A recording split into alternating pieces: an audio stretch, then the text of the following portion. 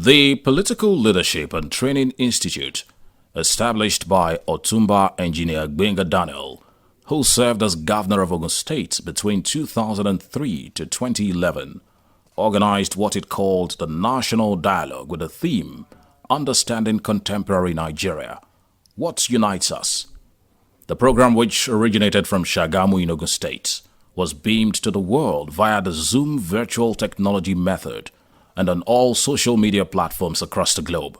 One must commend the foresighted vision of the former governor of Ogun State in establishing a well-structured institution where budding and practicing politicians can learn the rudiments of good leadership and politics in the right way.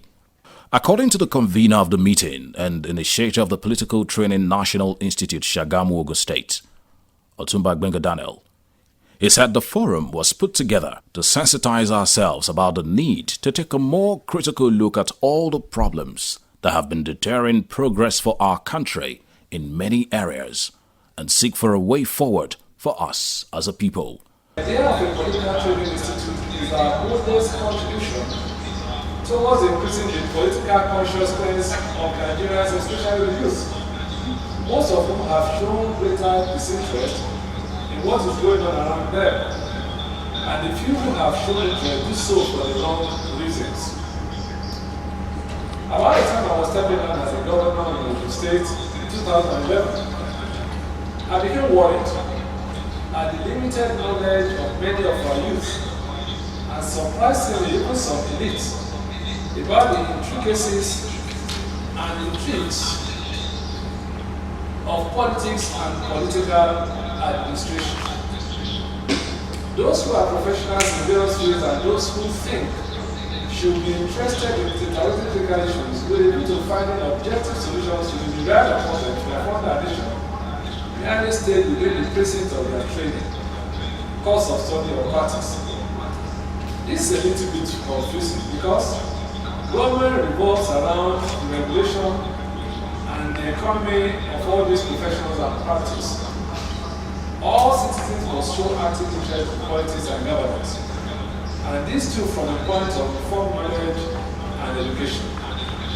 We therefore decided the course of sharpening the edges of citizen education through training, lectures, seminars, and interrogating critical national issues from various perspectives. The moderator was Professor Olukayode Oyeshiku, former Vice Chancellor of the Tai Solarin University of Education, Shakbade in Ogun State. The keynote speaker was Dr. Abdul Jalil Tafabalewa, a distinguished academic and son of Nigeria's first and only Prime Minister.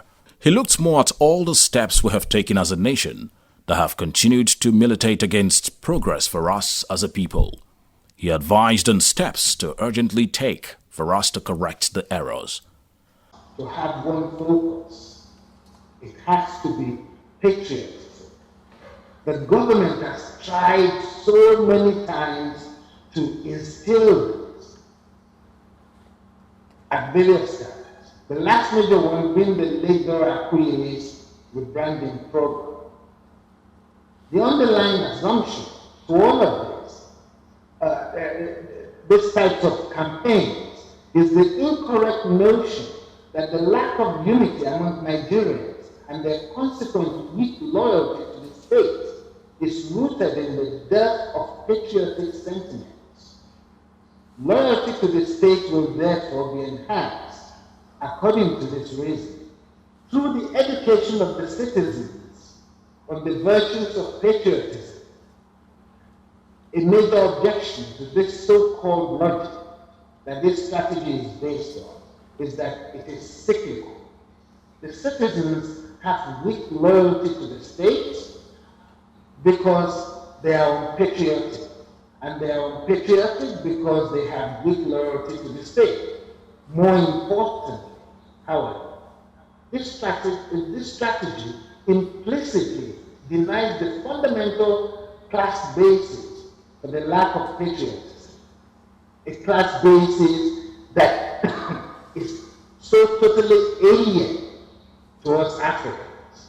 It wrongly believes that patriotism exists in a vacuum and therefore fails to ask the fundamental question of why there is a lack of patriotism amongst Nigerians in the first instance. Her Excellency Dr. Mrs. Tokunbo Awolowo said that our leaders have to change their style of leadership to be united and always forge a common front when approaching all issues of national concern. She advocated that our leaders should pay attention to meritocracy, honesty, and go for the best of the best always in all decisions that affect the progress of the nation. So what does unite us at this moment, beyond being in the same geographical area? So what we should do is to try and look at what should actually unite us. Any nation requires a consensus about where do we want to go. Without a consensus, we can't even begin.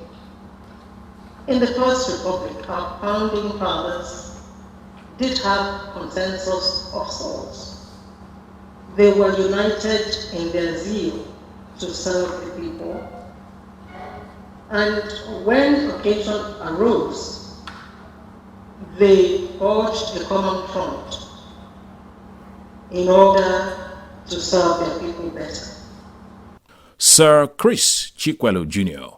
also weighed in on the matter and spoke passionately on how to correct the lopsidedness in appointments, citing of infrastructures in such a way that eyebrows of marginalization against certain sections of the country are not raised. Other speakers at the forum on the National Dialogue on Contemporary Nigeria, The Things That Unite Us, are Dr. Akilu Dabawa, former presidential advisor to President Goodluck Jonathan, Dr. Muazu Babangida Aliyu, former governor of Niger State, Alhaji Mukhtar Shagari, former federal minister and former deputy governor of Sokoto State. There was also former governor Chukwuemeka Ezeife of Anambra State, and Professor Soji Adelaja, who spoke from Michigan in the USA. He examined the very thorny issue of how to handle the complexities of a multi-ethnic society like ours. Nigerians would love to go back. It's always my grandfather did this, my uncle did this. But the vision process, that's how you build a nation. Let's go to, I didn't write this thing, you know. Amadu Bello said the new nation called Nigeria should be understood by a great-grandfather who's planned that for you. We must ruthlessly prevent a change of power. We use the minorities of the North as willing tools and the South as conquered territory and never allow them to grow out. What unites us? Our background is lost identity, lost history, lack of independent knowledge system, no national vision, I must emphasize that. No design about economic transformation. We haven't planned. You know, people said we should get together and we realize we're in the same boat. Man, the same boat. Where's the boat going? We've never had a process of really visioning what Nigeria is to be that will address all of the interests and needs of Nigerian people. We compete, we don't cooperate, right? Corruption has taken over, lack of power has taken over, poverty has taken over, suspicion has taken over, dysfunctional schools has taken over, and conflict has now kicked in, and then kidnapping. And I believe we can have unity in this country if we agree that in terms of leadership, we should always look for the best. Not somebody from my village, not somebody from my town, not somebody from my state, but we should always look for the best. If we agree on that, then I think we have achieved almost 40 to 50% of unity of this country. When we believe that leadership must be given to those who can lead, not to those who will take leadership because they belong to a particular tribe, because they belong to a particular state, because they belong to a particular zone come from. We give our assistance and help to the development of our country. We must all come together to sacrifice. Particularly those of us who have been doing a lot out of the Nigerian project. Many of us had free education. Many of us were taught properly in schools. Many of us, in fact, I recall immediately after my NYSC 43 years ago, I had a car and a house. And that encouraged me indeed to get married quicker. So we need to get back to those situations where the sharing of the cake really will help Nigeria to unite properly. I see amalgamation between the North and the South as one of those dialectical necessities that are structurally so, and that there was no way we could have avoided it, because capitalism required total control by the British at all. Following the 1884 Berlin Conference, convened by Bismarck, the German Chancellor, to carve for the European powers their areas of influence into attractive colonies, the beginning of formal colonization, formal colonialism. Colonialism as an offshoot of the process of integrating Africa into the world capitalist system, there necessarily demanded kind of structures in form of nation states like Nigeria. The consensus agreement at the end of the day was that to get Nigeria back from what many consider an imminent total drift, we all have a lot of work to do to reverse the situation. It's indeed an anomalous situation that Nigeria has now become the poverty capital of the world, despite the country's stupendous endowment in both natural and human resources, due to mismanagement of resources by previous administrations over the years. Wherever one turns to in any part of the country, there is armed banditry, kidnapping, armed robberies, and there is corruption everywhere, taken to levels of ridiculous impunity. There is mutual suspicion along ethnic and religious lines among our people, where from the west, the southwest, the east and the north, we do not trust ourselves. The pertinent question to ask and prayer to make is, let God Almighty bring back those good old days. The National Youth Service Program was established to entrench unity, cooperation and better understanding among us, especially the youth. Meanwhile, some parents are vehemently against the idea of their children marrying people from other ethnic groups, even if their children support this. A strong push was made for restructuring, while the federal government was also advised to have a look at the report of the 2014 National Conference and implement it. There was a question and answer session where very useful suggestions were injected into the discussion of the national dialogue on contemporary Nigeria. What are the issues that unite us? The closing remarks was given by the convener of the forum and initiator of the Political Institute of Leadership and Governance Training, Sagamu, Ogun State, Otunba Gbenga. The final word came from Prince Bisi Olatilo, the multilingual broadcaster, who shared his experience of growing up in Kano, northern Nigeria, where he learned the Igbo and Hausa languages, and the very warm and hospitable relationship that existed among all Nigerians in the 60s.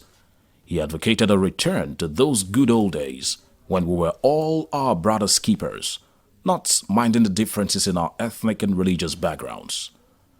As we look forward to the 60th anniversary of the sovereignty of our independence as a nation on the 1st of October 2020, we have indeed been properly challenged to begin to look for the answers to these problems that have hindered the growth and development of our country over the decades. We thank the great visionary of this laudable idea, Otunba Gbenga, former governor of Ogun State, between 2003 to 2011.